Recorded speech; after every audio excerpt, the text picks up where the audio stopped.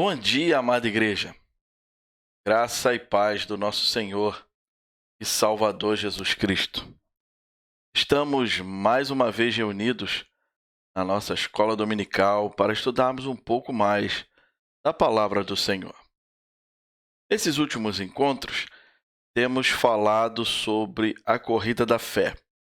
Falamos primeiramente sobre a questão de credos e confissões, falamos sobre a necessidade de uma reforma, falamos da falência dos púlpitos no nosso país, falamos sobre a necessidade da reforma, apresentamos o que foi a reforma protestante, entramos no credo e falamos sobre o Deus Pai, que é todo-poderoso, o Deus que é Pai e todo-poderoso.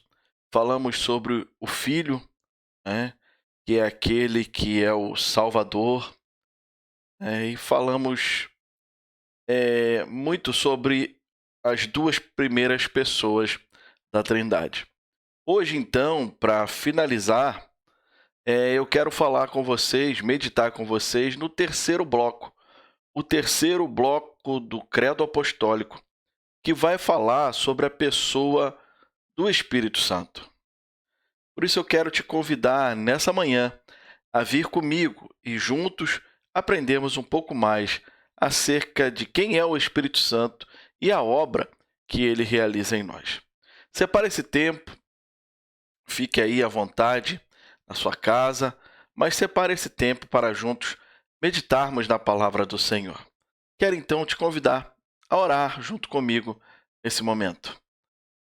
Pai bondoso, Deus de graça, misericórdia, nessa manhã nós queremos te louvar, te exaltar, te bendizer, porque só Tu és digno, Senhor. Queremos, nessa manhã, entregar a nossa total dependência ao Senhor.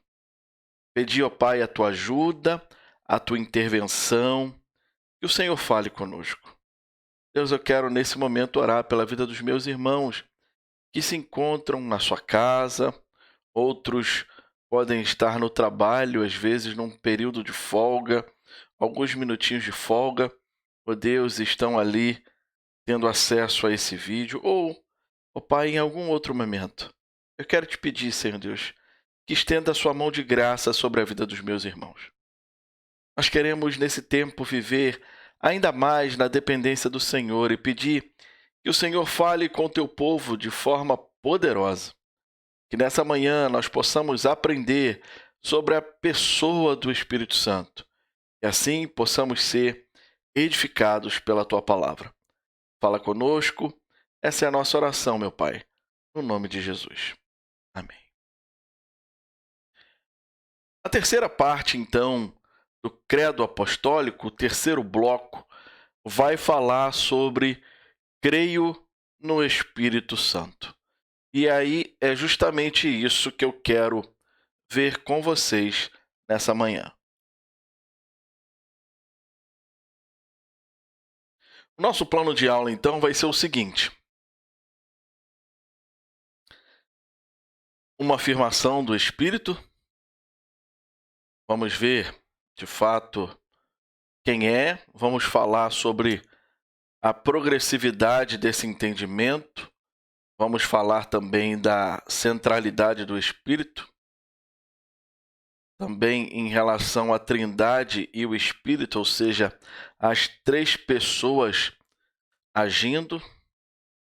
E aí pensaremos sobre o que você crê, o que nós cremos a respeito do Espírito Santo e que a nossa resposta precisa ser uma resposta ao Evangelho do nosso Senhor e Salvador Jesus Cristo. E aí, uma vez que Jesus Cristo completa a nossa obra, completa a nossa redenção, como nós somos salvos?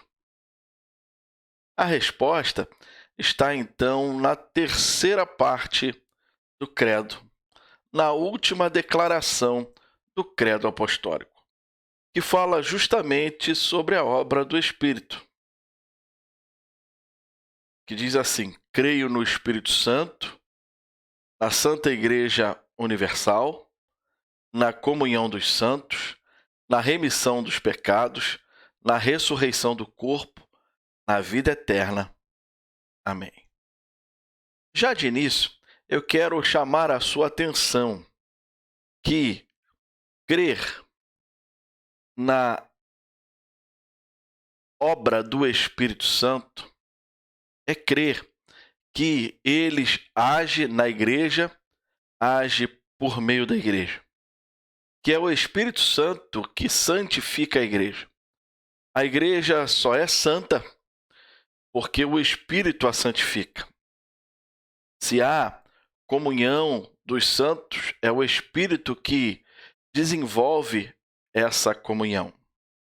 Se há remissão de pecados, é o Espírito que testifica isso na vida do crente. A ressurreição vai ser um ato que o Espírito fará em nós. E aí, tudo isso nos faz crer na vida eterna. E aí nós podemos ver que na história da redenção, a Trindade, tanto Pai, Filho ou Espírito Santo, estão juntos, agindo, estão juntos, trabalhando. Podemos ver que o Pai envia o Filho para padecer, para morrer, ressuscitar e ser exaltado. Olhar assim, fica ainda faltando o Espírito Santo. Nós podemos ver que ambos enviam o Espírito Santo. Tanto o Pai quanto o Filho enviam o Espírito Santo. Diante disso, diante dessa declaração, uma pergunta que pode vir a nós. Então, o que o Espírito Santo faz? Qual é o papel do Espírito Santo? O que o Espírito Santo faz na vida daquele que se rende aos pés do Salvador?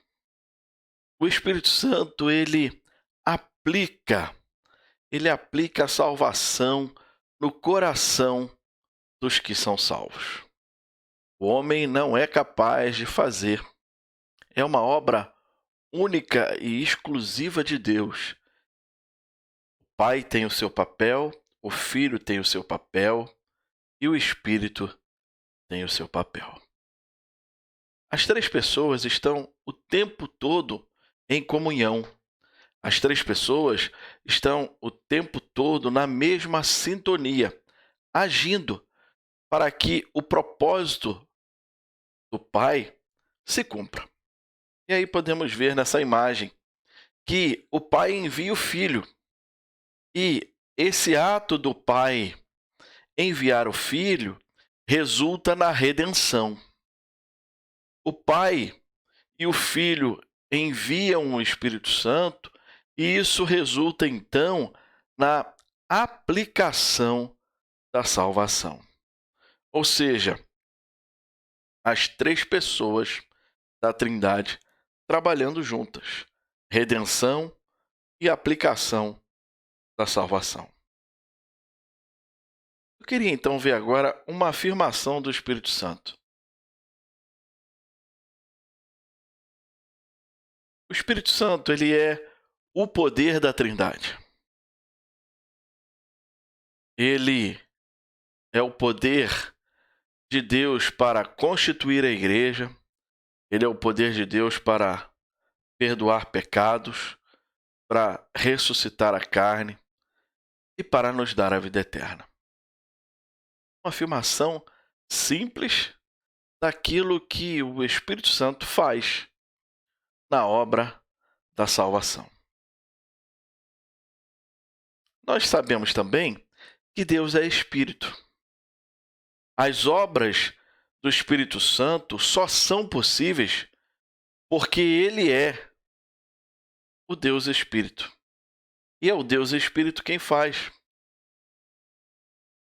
E aí, nós precisamos lembrar, nós precisamos reconhecer, nós precisamos analisar que a maior parte das obras que o Espírito Santo realiza está direcionada a nós.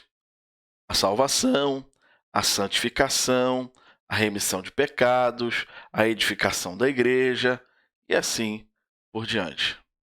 E aí, nós podemos ver de forma bem clara, de forma bem distribuída, a estrutura trinitária do credo, ou seja, um único Deus em 3 pessoas.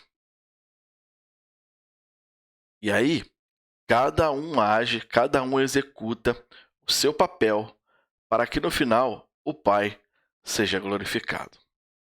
Podemos ver também que há algo progressivo nessa história. A história da redenção é uma história que vem progredindo no passar do tempo. Deus se revela, então, de forma progressiva.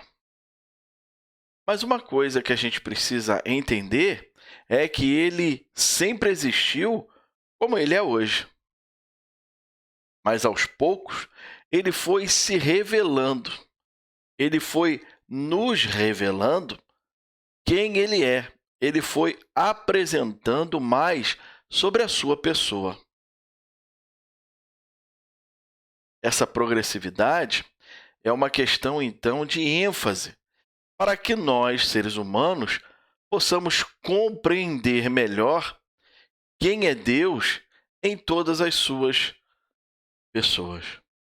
E para que a gente possa ter essa compreensão de forma clara, de forma que venha renovar as nossas forças, trazer a esperança, nós precisamos ser iluminados pelo Espírito.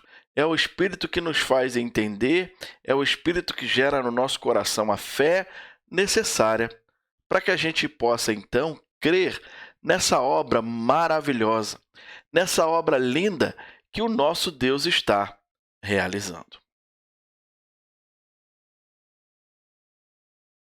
Eu queria ler uma citação de Gregório de Nazianzo. Olha o que ele diz. É por meio de avanços e progressões, ou seja, de glória em glória, que a luz da Trindade resplandecerá em claridades mais brilhantes. Ou seja, avanços, progressões, de glória em glória, que a luz da Trindade resplandecerá em claridades brilhantes. Que afirmação linda acerca de quem Deus é e daquilo que Ele vai fazendo, se revelando ao passar do tempo. É claro que não há nenhuma outra revelação a ser apresentada a não ser a que já está registrada na Bíblia, que é a palavra de Deus. A revelação para o homem é aquilo que Deus decidiu se revelar para se apresentar ao homem. Quero ver agora com vocês a centralidade.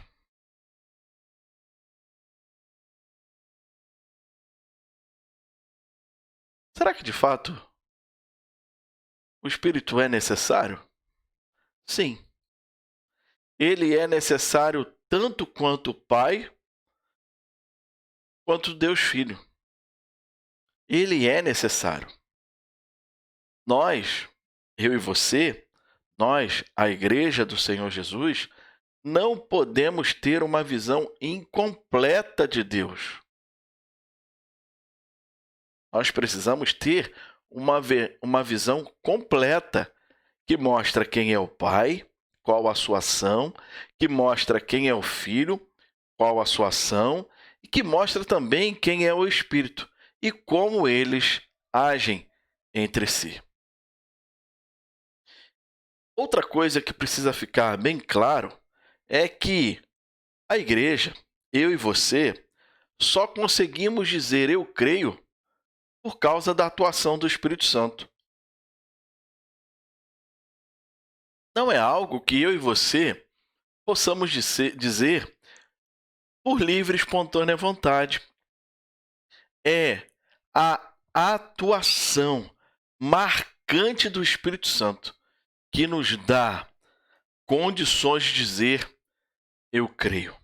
E não somente dizer, mas testificar o crer em Deus, no Deus Pai Todo-Poderoso, que é Criador dos céus e da terra, em crer no Filho Jesus, que cumpriu todos os pré-requisitos, que se encarnou, nasceu de uma virgem, que foi à cruz, morreu, padeceu, que ao terceiro dia ressuscitou e hoje está à destra do Pai e um dia há de julgar vivos e mortos.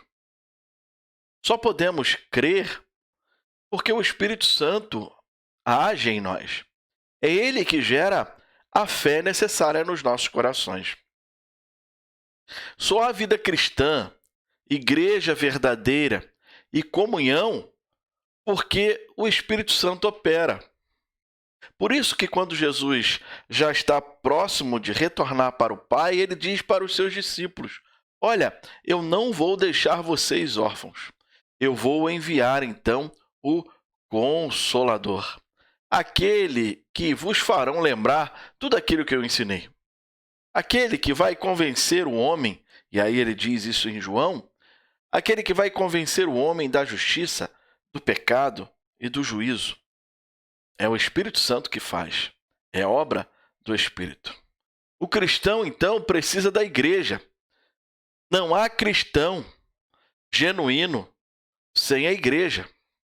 Não dá para ser cristão em casa. E aí nós precisamos abrir aqui um parênteses. Esses dias estava conversando com um pastor amigo. E ali falando das nossas preocupações. Aquilo que tem tirado nesse tempo um pouco a quietude do nosso coração.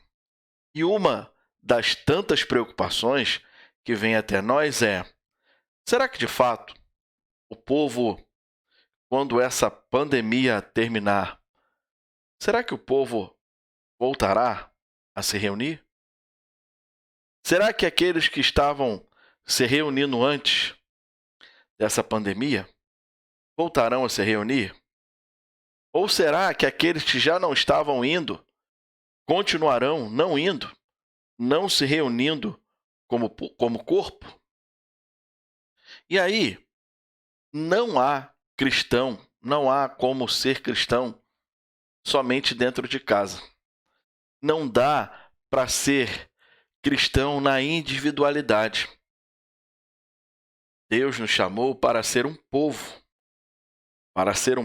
que é composto por muitas pessoas. Por isso que a Bíblia, o Novo Testamento, vai falar sobre a igreja como um corpo de Cristo, no qual Cristo é cabeça e cada um de nós somos os membros.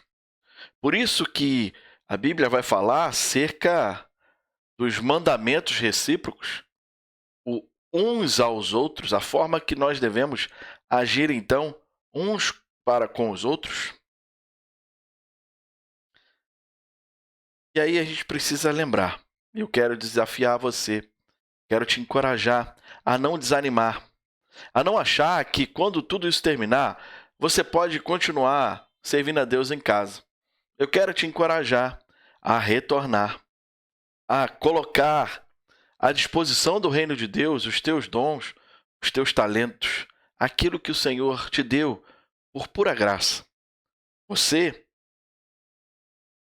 eu, cada um de nós precisamos da igreja, porque é na igreja que o Espírito Santo, então, opera. Olha o que João Calvino disse. O Espírito que inflama nossos corações com o fogo do amor ardente para com Deus e para com o próximo. É, então, o Espírito Santo que enche, inflama o nosso coração, não com qualquer coisa, mas com o fogo do amor que arde. Esse amor que arde para com Deus e para o nosso semelhante, o nosso próximo.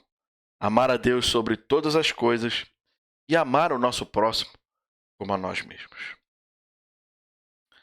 Olha o que Paulo vai dizer em Romanos, capítulo 8, verso 9. Essa leitura, ou melhor, os textos no qual nós vamos usar hoje, faremos na versão, a leitura na versão NVI, Nova Versão Internacional. Entretanto, vocês não estão sob o domínio da carne, mas do Espírito. Se de fato o Espírito de Deus habita em vocês. E se alguém não tem o Espírito de Cristo, não pertence a Cristo.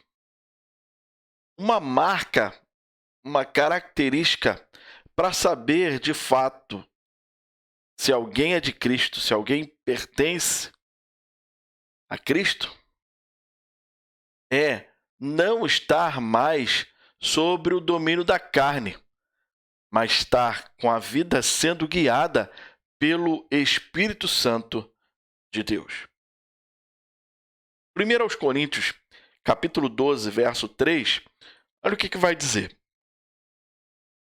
Por isso, eu lhes afirmo que ninguém fala pelo Espírito de Deus, que ninguém que fala pelo Espírito de Deus diz, Jesus seja amaldiçoado. E ninguém pode dizer, Jesus é Senhor, a não ser pelo Espírito Santo. Só reconhecemos que Jesus Cristo, de fato, é Senhor das nossas vidas pela atuação do Espírito Santo. Se você não consegue mais se render ao senhorio de Cristo, se você começa a relativizar a sua ida à igreja, a sua comunhão com os santos, a vida cristã, alguma coisa está errada. O Espírito Santo não está agindo na sua vida. É necessário, então, você abrir mão da sua própria vontade, do seu próprio eu, para que o Espírito venha agir em você e através de você. Olha o que o salmista no Salmo 80 vai falar. Salmo 80, versículos 18 e 19. Então, não nos desviaremos de ti. Vivifica-nos e invocaremos o teu nome. Restaura-nos, ó Senhor, Deus dos exércitos. Faze resplandecer sobre nós o teu rosto, para que sejamos salvos.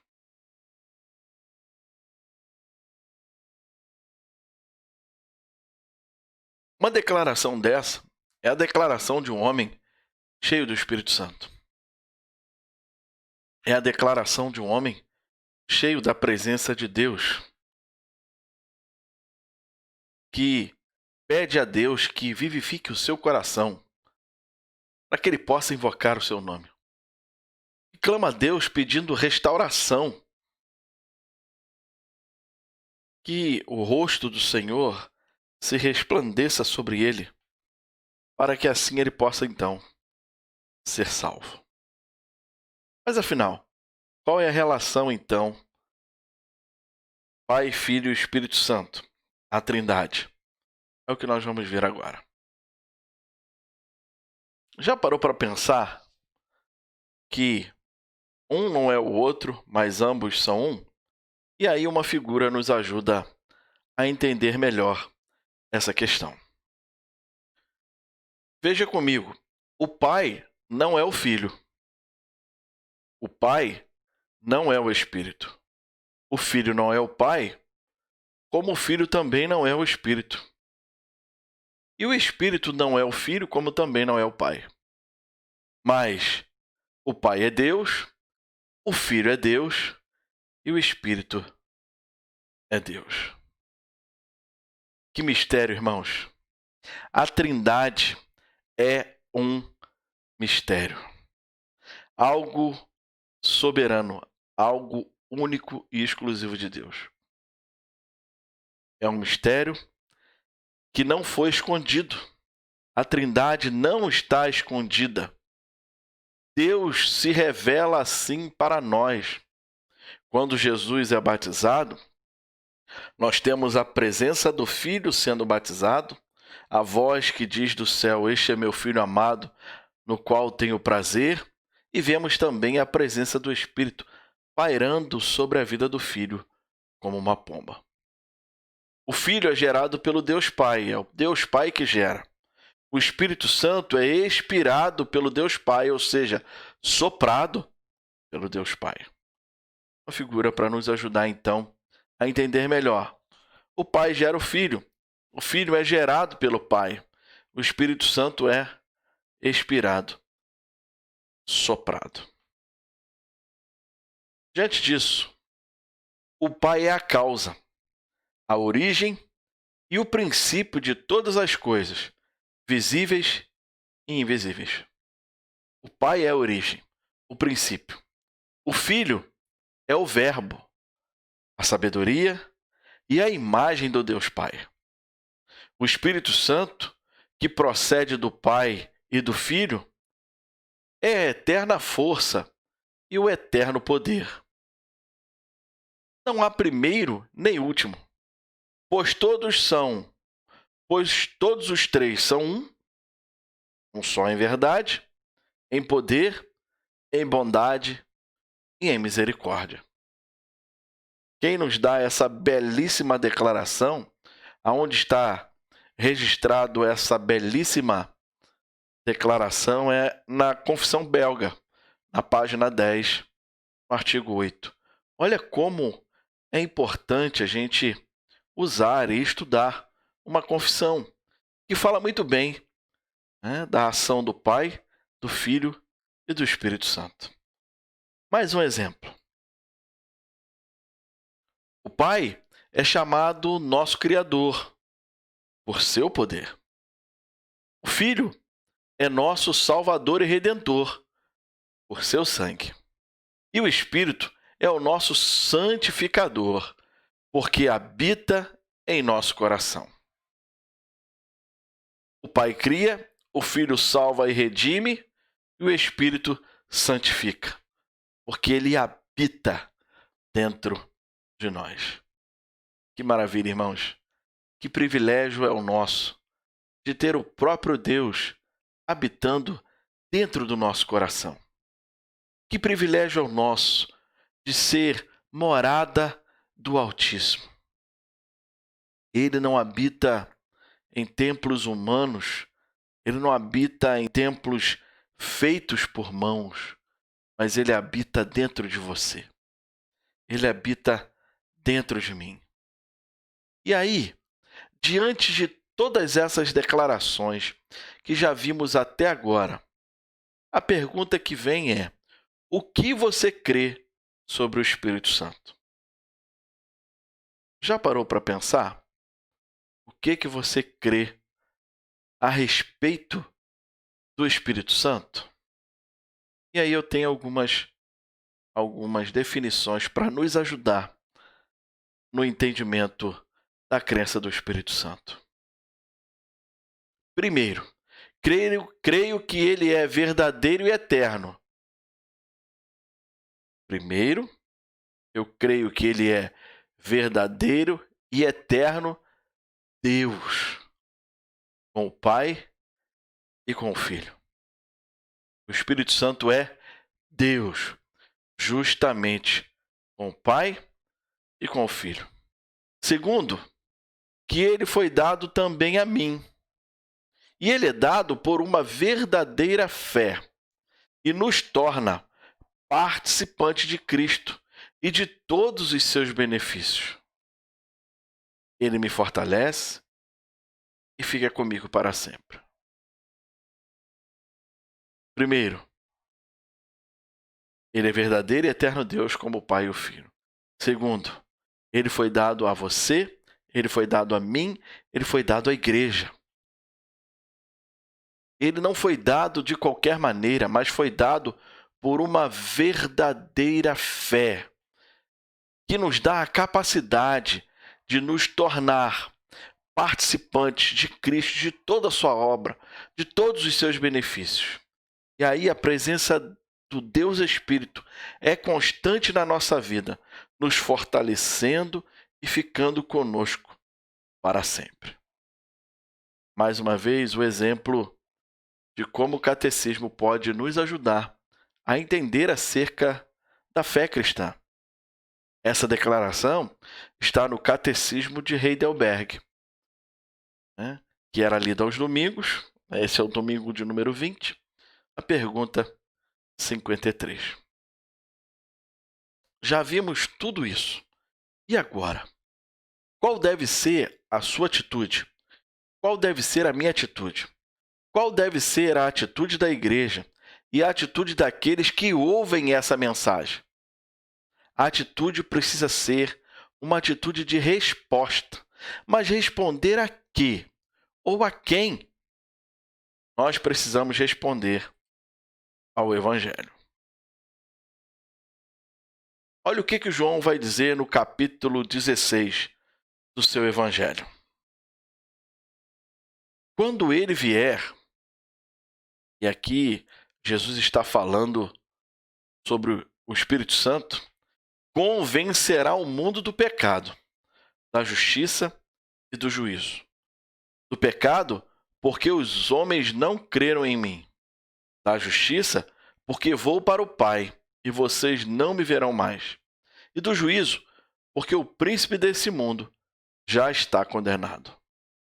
Jesus está falando aqui bem claramente da atuação do Espírito Santo. Olha, quando o Espírito vier, ele vai convencer, ele tem poder para convencer. Quase que eu não consigo falar. O mundo do pecado, da justiça e do juízo. Jesus deixa bem claro o porquê que o Espírito Santo convencerá o mundo do pecado. Porque os homens não creram nele. Por estarem em pecado, não creram na obra de Cristo. Da justiça, porque ele vai para o Pai. E do juízo, porque o príncipe deste mundo já está condenado. E todos aqueles que não dão crédito à palavra, que não ouvem, que não reconhecem a Jesus, também já estão condenados. Como que a gente responde ao Evangelho, então? Um gráfico que possa nos ajudar. Deus nos fala pelo Evangelho. E a nossa resposta é ao Evangelho. Os salvos, então, passam pela conversão. A conversão é a nossa resposta ao Evangelho. Será que às vezes a nossa resposta é imediata? Qual tem sido a sua resposta? Precisamos pensar. Precisamos pensar, porque Deus nos fala pelo Evangelho. A Evangelho, ou Evangelho, melhor dizendo, está registrado de Gênesis a Apocalipse. E a nossa resposta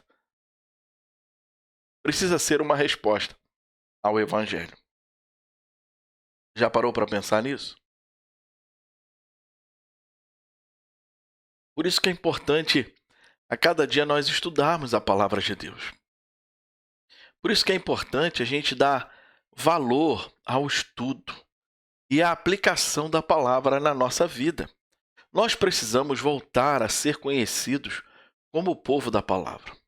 Tenho falado muito isso aqui, mas é uma realidade que a gente precisa voltar a viver. E aí, o que envolve essa resposta? Envolve ouvir as declarações da Bíblia a respeito da salvação. Envolve arrepender-se, abandonar a nossa autossuficiência e nos voltarmos para Deus. Envolve em crer em Cristo, recebê-lo e invocá-lo de todo o coração, reconhecendo como autoridade máxima, ou seja, reconhecendo que Ele é Senhor. E não somente que é Senhor, mas que é também Redentor, ou seja, que Ele é o único e suficiente Salvador. Essa precisa ser a nossa resposta em relação à mensagem do Evangelho. E a mensagem do Evangelho é: arrependam-se e creiam no Evangelho. Nós vemos João o Batista, que inaugura esse novo tempo, pregando no deserto, e a mensagem que ele traz é uma mensagem de arrependimento, chamando o homem à reflexão, que é necessário ele ouvir todas aquelas palavras, que era necessário ele não somente ouvir, mas se arrepender e crer que aquelas palavras eram verdade. Crer que Deus estava fazendo uma grande obra. Jesus começa então o seu ministério e ele começa a transmitir a mensagem do reino. E a mensagem do reino de Deus é: arrependam-se e creiam no Evangelho. Jesus completa a sua obra, é assunto aos céus e deixa os seus discípulos, os apóstolos e os demais. E qual é a mensagem que a igreja prega? Arrependam-se e creiam no Evangelho. Se nós temos pregado qualquer outra mensagem que não seja a mensagem da cruz, algo está errado. Porque assim foi com os profetas, assim foi com o Senhor Jesus, assim foi com os apóstolos e os primeiros discípulos, assim é com a igreja no decorrer dos anos. A nossa mensagem é única: arrependam-se e creiam no Evangelho. Há um problema na raça humana que só o Deus Criador, só quem o criou pode resolver, e o problema é o pecado. E o pecado só se resolve quando Cristo entrega a sua vida na cruz, quando ele padece, quando ele entrega o seu espírito e morre. Mas não somente aí, porque o seu sacrifício é aceito por Deus. Aceito por Deus em todos os seus aspectos, que Deus o ressuscita, que Deus o exalta, que Deus o engrandece. Se nós, como igreja, temos pregado qualquer outra mensagem que não seja arrependam-se e creiam no Evangelho, precisamos fazer uma autoanálise, porque algo está muito errado. E aí? O problema: não conseguimos buscar a Deus, arrepender-nos ou crer. Há um problema: nós não conseguimos.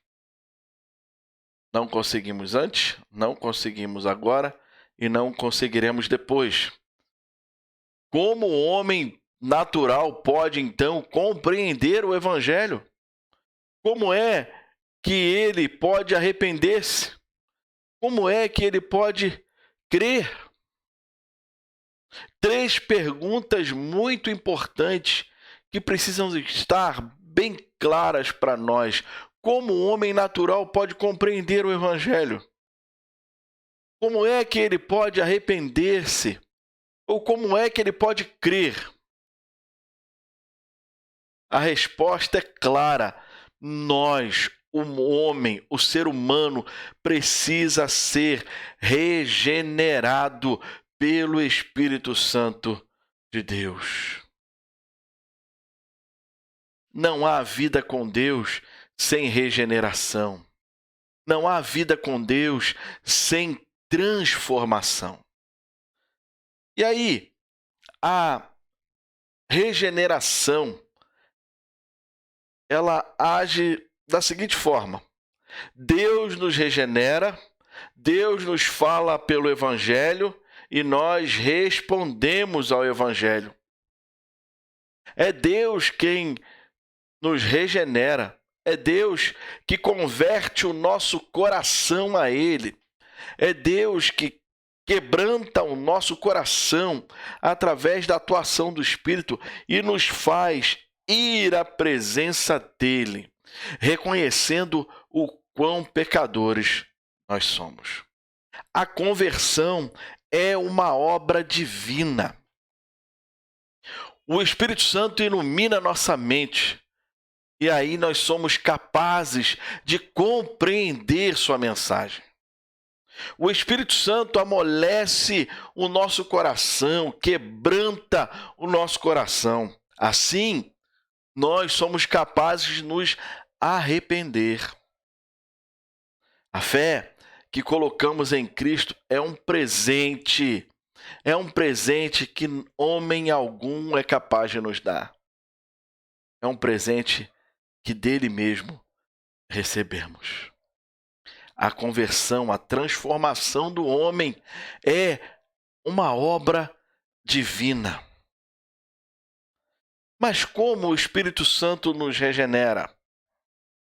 Ele nos regenera pela palavra. O Espírito Santo nos regenera pela palavra.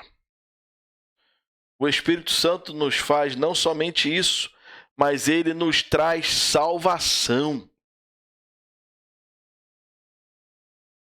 Ele nos faz participantes da obra de Cristo. O seu envio cumpriu as promessas e garantiu nossa redenção. É por obra divina, por ação sobrenatural do Espírito Santo, que nascemos de novo e recebemos uma nova vida. Obra divina, algo sobrenatural que só o próprio Deus pode fazer. O novo nascimento, então, a regeneração, nos capacita ao arrependimento e à fé. É a regeneração, o novo nascimento. E aí me lembro de Jesus conversando com um grande homem do Sinédrio, quando diz que é necessário nascer de novo. E aí, trocando em miúdos, contextualizando, como eu, homem maduro, já sendo homem maduro, como pode isso acontecer? É necessário nascer de novo. É necessário experimentar do novo nascimento em Cristo Jesus. E essa obra, quem realiza é o Espírito Santo. Efésios capítulo 1, versos 13 e 14 nos diz: Nele, quando vocês ouviram e creram na palavra da verdade, o evangelho que os salvou, vocês foram selados com o Espírito Santo da promessa, que é a garantia da nossa herança, até a redenção daqueles que pertencem a Deus, para o louvor da sua glória. Nele, Paulo está falando de Cristo Jesus, quando vocês ouviram acerca dele e creram. Nessa palavra que é verdade, o evangelho os salvou. Vocês então foram selados pelo Espírito Santo, vocês foram marcados. O Espírito Santo que havia sido prometido pelo próprio Jesus. O Espírito Santo que é a garantia da nossa herança, que é a redenção daqueles que pertencem a Deus. Novo nascimento ou regeneração. Geração pela palavra. Conversão. Arrependimento e fé. Novo nascimento e conversão só é gerado pela palavra. A fé vem pelo ouvir as palavras de Cristo. Por isso que nós precisamos nos debruçar na palavra. Outra coisa que precisamos lembrar é que somos salvos unicamente pela graça, mediante a fé. Até as boas obras que realizamos foram preparadas por Ele. É Deus que prepara mediante o Espírito as boas obras que você e eu executamos.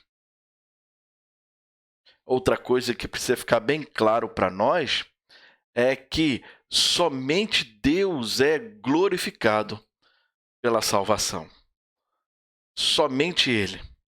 Somente Deus é glorificado pela salvação. Por quê? Porque o mérito é todo dele. Não há mérito nenhum nosso. O mérito é todo de Deus. Pai, Filho e Espírito Santo.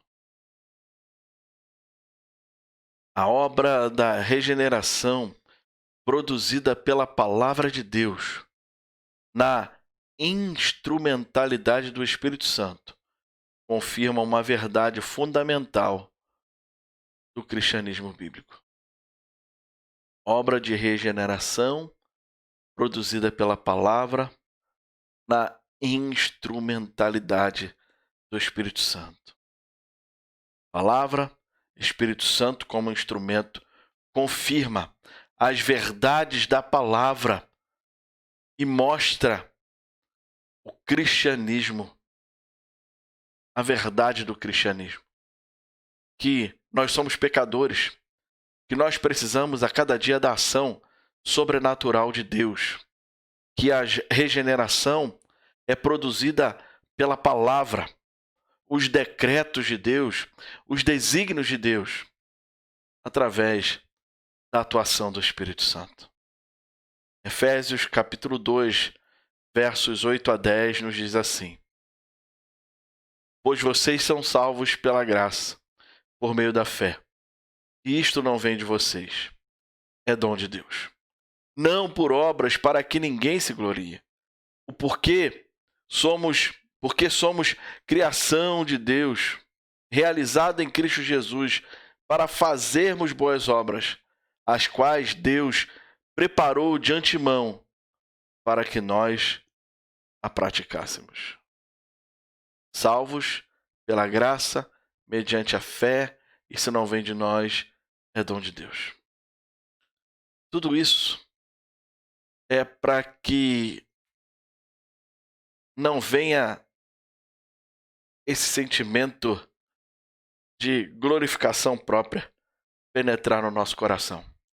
Nós, a Igreja do Senhor Jesus, precisamos entender que somos salvos única e exclusivamente pela graça, mediante a fé em Cristo Jesus.